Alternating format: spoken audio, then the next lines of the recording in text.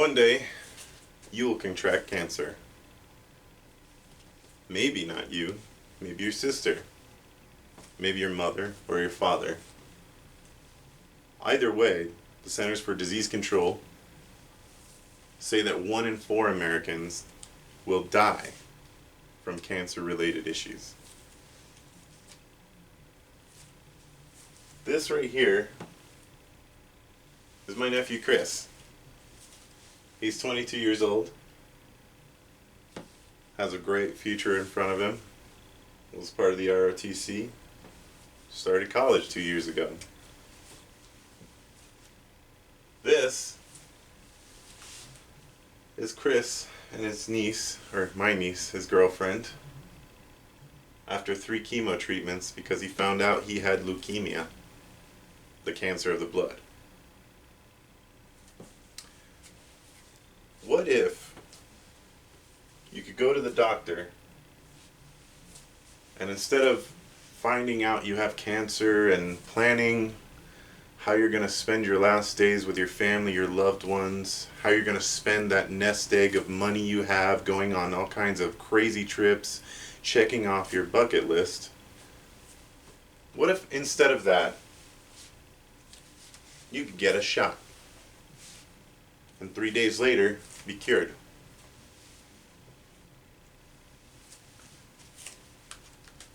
Curing previously thought incurable diseases will happen in the near future, as evidenced by CRISPR being used to successfully treat lung cancer in at least 5 patients, research into the gene mutation that prevents AIDS. It's a naturally occurring one.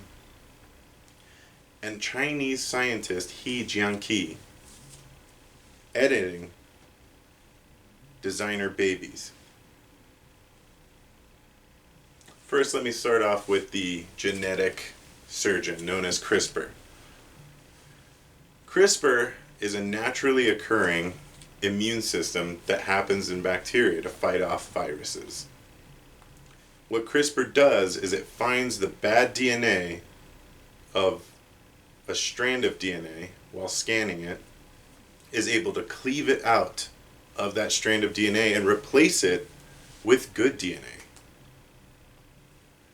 Now, because of that, we're able to edit all kinds of cells because we can feed it the DNA that we want it to replace and what DNA we want it to replace with.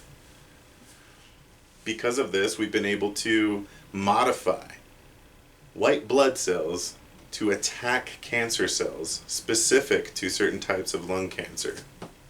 Now imagine what that could mean for our future. Lung cancer being cured completely.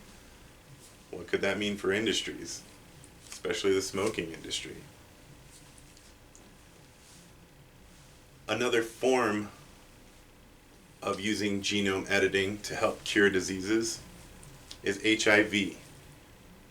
There is a naturally occurring gene mutation called the CCR5 gene mutation that happened naturally because of the Black Plague.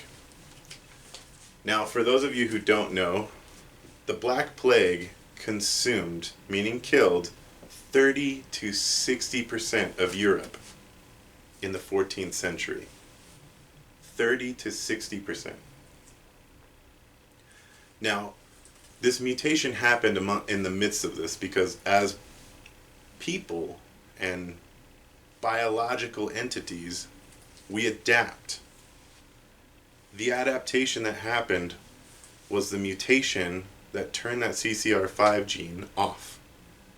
Doing that, we were able to turn off the protein that it created that binded to HIV to make AIDS, the autoimmune deficiency syndrome, which ends up killing people. The previously revered He Jiankey from China has done probably the most research on the subject, arguably, and in his YouTube video, he will explain that. This is a picture of him explaining the CCR5 gene. It's the most well-researched gene out of all the different genome projects going on because of its implication that it can cure AIDS. There are over 100 million people that naturally have this gene turned off, which means they can be carriers for AIDS but never contract AIDS, meaning that they have the HIV virus, but that virus can't do anything to them. It's just in their bodies.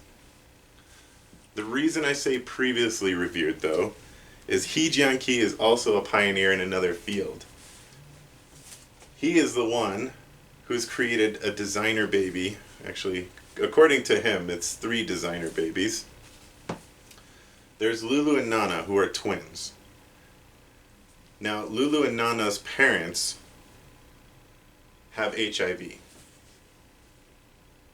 And they were cured due to work done by He Jiankey.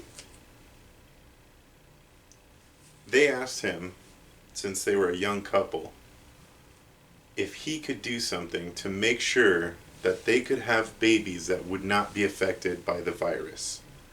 And of course, ethically, he felt it was in his moral obligation to say yes, seeing as how he had just cured them. So he edited the embryo, meaning the egg, of the mother to make sure that that CCR5 gene was turned off. Now, there are no known effects of this, but that doesn't mean that there won't be, especially done in an embryo. However, Lulu and Nana, the twins, are now AIDS-free and babies. In fact, they may be toddlers now. They were born in November of last year. But in conclusion, there's so much to look forward to in this field. Whether it's cancer, HIV, or babies needing to be cured of diseases before they're even contracted. There's a great deal of hope to look forward to.